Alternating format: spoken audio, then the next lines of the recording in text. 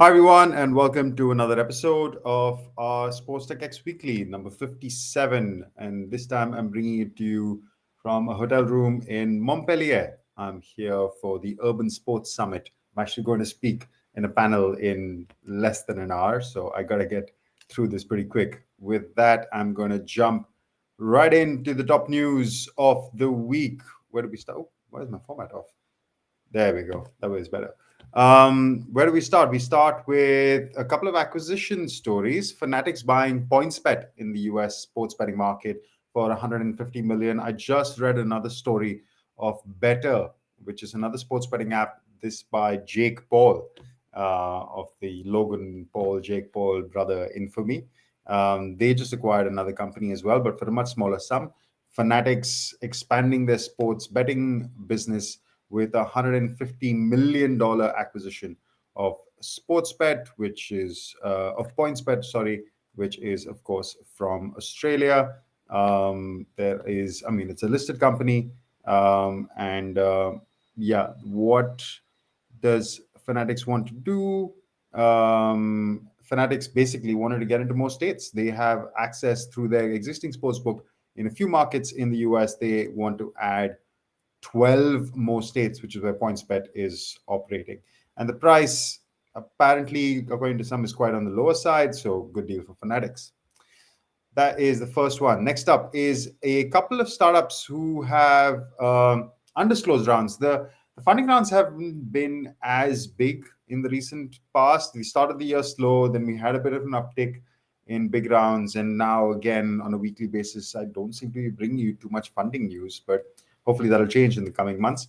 This is a Amsterdam-based startup called STOX FC. We've seen this format before. It's a betting exchange for footballers, and it is not yet launched. It is apparently due to launch. Well, it was launched, I believe, on Wednesday, and they want to give a chance to fans of football to monetize their knowledge, to invest in athletes, etc., etc. We've had, like I said, a couple of attempts at this format not go well at all. Iconic being probably the most famous. Let's see how Stocks FC stacks up. All right, that is another bit of funding news, and the last one for today is Ayo Indonesia, which is a sports tech startup from there. Raises another round. Who's the round joined by? There is an Olympic badminton gold medalist, some pretty famous people in Indonesia.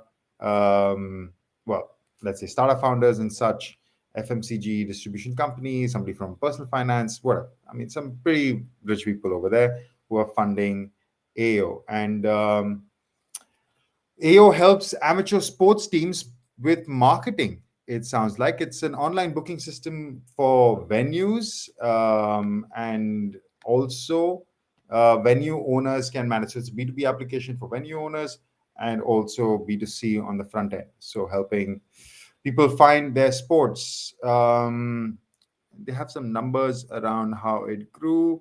70,000 users, up from 10,000 in 2020. Lots of arenas. Yeah, I wouldn't say it's particularly exciting in terms of the format of the product. It's pretty standard fare about what, like book your sports, book your court next to you kind of thing.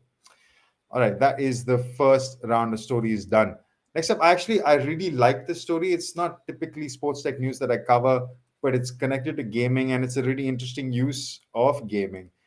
This is from a couple of weeks ago, and shout out to Andy Marston from Sports Pundit. I saw it in their newsletter, but essentially a Finnish newspaper. So there's obviously a ban on Ukraine-related propaganda in the Russian news cycle.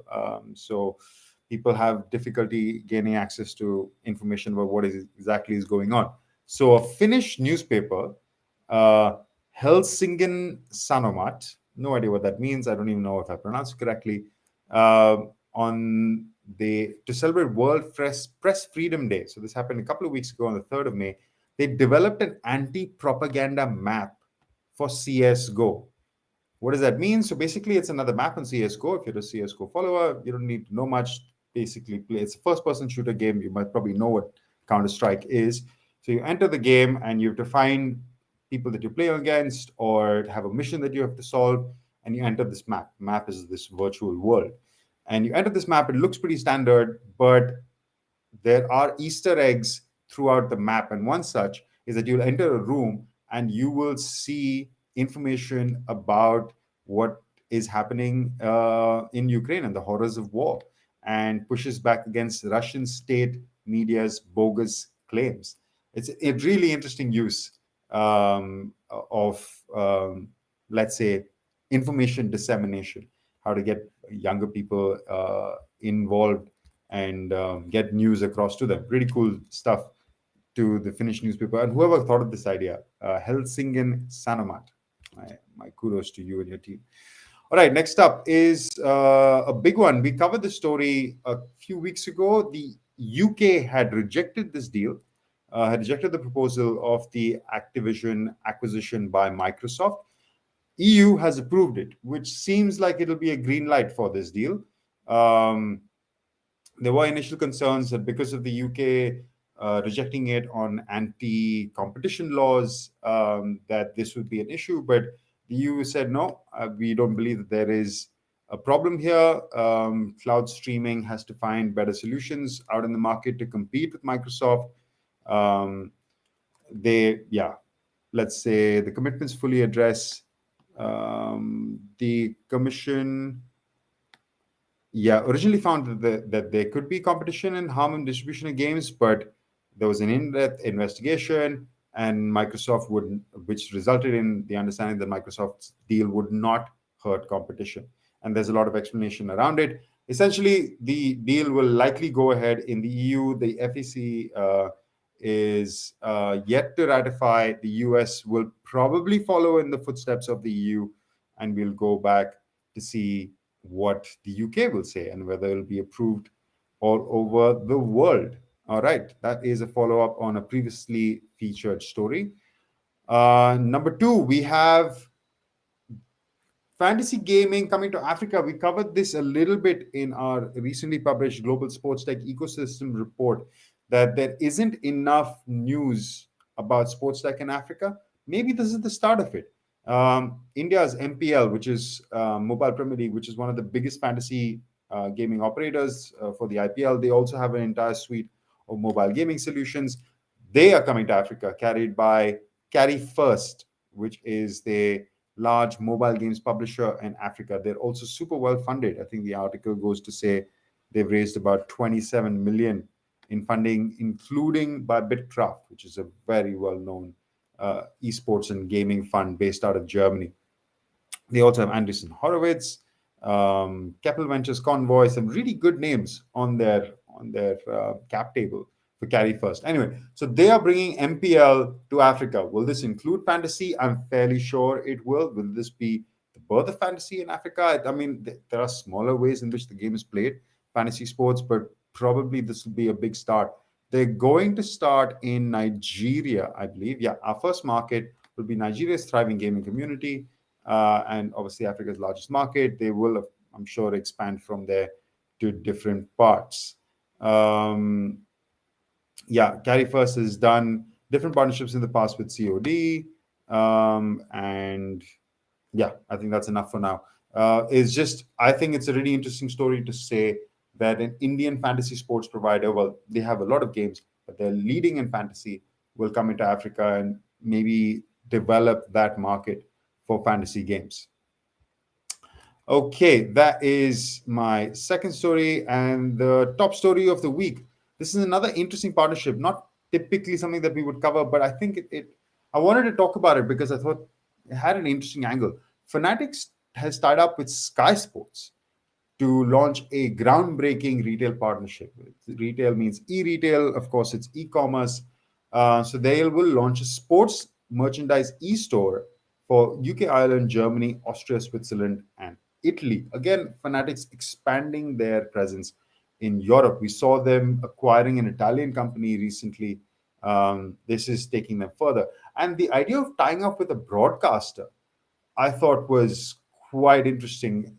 The advertising opportunities that it gives you straight away is like low hanging fruit, right? You could easily be integrated with existing games. There could be banner ads flowing under your Premier League or Bundesliga game of choice that Sky Sports is carrying. And I mean, there will be some Sky Sports merchandise, but I don't know who's really going to be buying that. But Sky Sports, especially, they cover all the big sports: Formula One, NFL, NBA, cricket, the Premier League, of course, and all the I think the Bundesliga as well. Um, so we'll continue to drive innovation and best possible fan experience, blah blah blah. So lots of comments, not too much detail. Um, but at the last line is interesting. It'll close the gap between fans watching sports and wanting to gain access to product through which they can demonstrate their allegiance to favorite teams, etc., etc. So this tie-up with a broadcaster, I think, is a powerful move from Fanatics. Let's see how it pans out for them. But but yeah, basically more integrated broadcasting and commerce is what you can expect. And with that is done. That is our last top story for the week. You can, of course, download the report that I talked about earlier. Our Global Sports Tech Ecosystem report has been out for a while. We have our webinar coming up, I believe, on the 25th. So if you find the report too tedious and it's a bit too long to get through and you don't have the time, you can tune in for an hour. We'll be hosting it right here on wherever you're watching this on YouTube or LinkedIn. You will get the update link when it's out. All right, guys, that is a wrap for another episode. See you next week. Ciao.